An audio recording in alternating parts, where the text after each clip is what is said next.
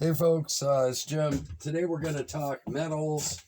There's a lot of talk about gold, silver, copper, nickel, zinc, a lot of other things, rare earths, on and on and on. Okay, so today I have an example. This is a 5 pound copper, 0.999 fine.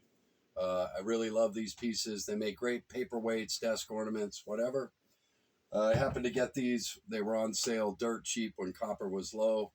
So I bought four of them or so. And then today we also have some silver. I bought these long ago, I think $16 an ounce. But I liked them because they came in this convenient pack. They're really nice silver rounds. And they're all numbered. So a nice way to go. But there are several different ways to accumulate metals. That's what I'm trying to show here. Okay, so, and I'm not buying physical metals while these prices are so high. I will profit from the SLV and other vehicles, GLD, and so on and so forth, as this surge continues, should it continue. We have a lot of foreign countries buying metals, okay? So I will not buy the metals themselves at these prices. I just don't do that. I wait for a down cycle. That's when I'm a buyer.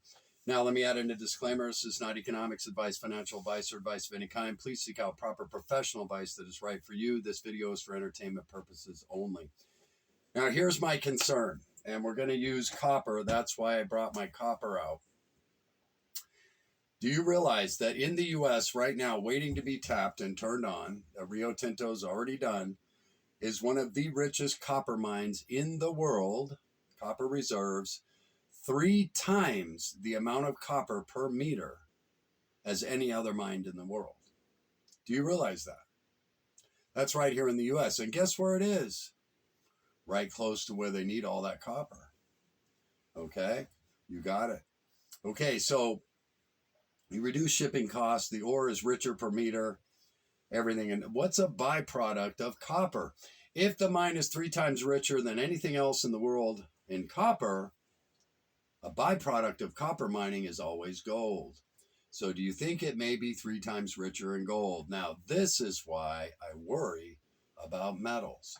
If the US and Europe, Canada, Japan, Australia, and others go to a closed loop system, in other words, no exporting gold, no importing, okay, to China or anywhere, just running the COMEX in the closed loop, they will be able to control the cost of metals, okay? Now, China thought we had a big rare earth problem here in the West because they had cornered the market basically on rare earths. That was the talk, wasn't it? Come to find out, the U.S. military is not even allowed to buy rare earths from China. Did you realize that? And that we're turning mines on so fast, the price of these rare earths is beginning to drop radically, in some cases over 40%. Okay, so this is what I'm trying to get out on this video. When the fever hits and the rush is on, remember gold rush, all that stuff, right? Be careful, okay? Always be careful because you really don't know what these elites have planned, such as that copper mine. If they turn that mine on, what do you think is going to happen to the price of copper? Okay? And there's countries that do not want that mine turned on. Chile, for one. Okay? They depended on their copper exports. There are a lot of countries who do not want that mine turned on. Now, our brothers and sisters to the north in Canada are rich, rich, rich in rare earths. I would almost project that Canadians are the richest people per capita on earth. Population to potential output of rare earth minerals. Okay, it is quite possible they may be some of the richest people on earth per capita as a nation goes. Now that's right above us in Canada. China's been begging to tap and mine those rare earths, and they have not been allowed. Whereas if the time would arise, such as the world is dividing, there you go. Okay, so remember there was all this talk, South America, Argentina's got the lithium and China's controlling the lithium and blah, blah, blah, blah, blah, blah, blah. Come to find out, some of the richest lithium deposits are right here in the US, right next to where Elon Musk needs lithium for batteries. And it's going right from mining to production, thereby eliminating middle costs. All the way around, cheaper, cleaner, more efficient, more effective, everything. As we go further into deglobalization and isolation, as a Western bloc of nations, we will simply begin to retap already proven resources that nobody's been talking about because it hasn't been part of the globalization plan. The plan was to share the wealth, help certain nations with certain minerals prosper.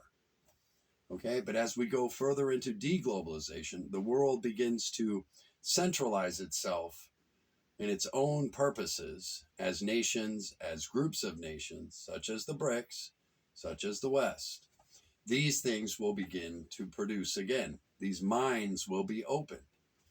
Okay, and they will control costs once again in that closed loop system, such as copper, possibly even gold. We don't know how much gold is in that mine, by the way, folks. Okay? So that's why I say be cautious. When the gold rush is on, when the fever is on, always be cautious because we do not know what's coming. And there is gold in Canada. There is gold in the US, folks. Don't you think for a minute there isn't. It's just not allowed to be mined. And the day that they want to, like that, the mine will be improved in the best interest of national security. And that's how it goes. Okay? So, and I want you to keep that in your mind. The copper mine I'm speaking of is 3 times richer than anything else in the world. Okay? That's copper. What about gold? Okay? How much gold is in that thing? We don't know. So these are things I want you to keep in your mind. This is not advice of any kind. I never give advice. What I do is I study, I research, I do my own homework. I listen to no one, especially fear porn people. God bless them all. It's fun. It's entertaining, yada, yada. But when it comes to things like this, I focus on only one thing. What is the truth in and of itself? What is it? What could it be? What could the future hold? And if the US and Europe go to a closed loop system, which I will describe in further detail at another time, okay? Yeah, we will talk about that. But it is coming as this deglobalizes. Why do you think all these nations are rushing around in the BRICS, selling treasuries and trying to buy things they can trade with each other with? Because they see the writing on the wall. And if the US tightens up that dollar supply, it won't be about who's selling treasuries anymore. It will be nations begging for anything so that they can trade in the dollar. Okay, because as those other countries begin to fail, their currencies will fail. And they may run to gold and silver, I don't know, but more than likely, nations are going to run to food and necessities to keep their economies going, okay? So I want you to be aware of that as well. And it may come a time when gold and silver get sold back into the market, as it once did, and almost became worthless, down to $250 an ounce. I remember that day. Maybe many of you do too as well, okay? And then a few years later, it shot up to $800 an ounce. Finally, the gold rush was on again. But gold, silver, all metals go through cycles, cyclical economics. Never be deceived. They thought rare earths, China controlled everything. Total lie. It was an illusion. And it's been quickly replaced. Okay? Lithium. Oh, South America, China, blah, control, blah, blah, blah, blah, blah, blah, blah. Come to find out, U.S. still has some of the richest lithium deposits in the world.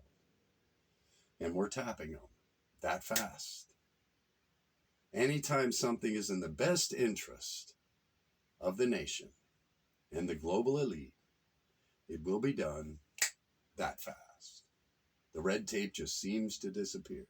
When privateers want to profit, good old-fashioned people want to profit, there's a lot of red tape and paperwork. When the elite wants something done to control a global price, like that, it will be done, whether it be Europe, the US, Australia, wherever we want it. That's the way it will happen. And that's what will happen in the closed loop system. So I'm sharing this with you just to make you aware. Okay? Always beware. Let the buyer beware, right? Caveat emptor, I believe, right? Latin. So always beware. And play with this time. Enjoy it. Gold and silver could go to the moon. I don't know. I don't care. I have 10% of my net worth in gold and silver, just like you should. That's why I don't worry about it. Will it? I don't know. I'm not placing any more bets. I'm at maximum density with physical holdings, 10%. I'm a little over that. That's why I'm definitely not a buyer now. Will I play it? Absolutely. Play it in the markets, SLV, GLD, da. Do what you think is best. I call my own numbers and then I sell at my own numbers. I don't listen to anybody else. I go with my feelings and what I think is going to happen. And it served me well. Okay. So anyway, be blessed. Remember, things are getting better in the world. They're getting worse. It seems like the birth pains keep getting faster and faster, don't they? So keep that in mind. Keep checking your preps. Make sure you got everything you need just in case. We do not know the day or the hour, but it may come sooner than later. We just don't know, do we? So what's the motto? Just be prepared. Relax.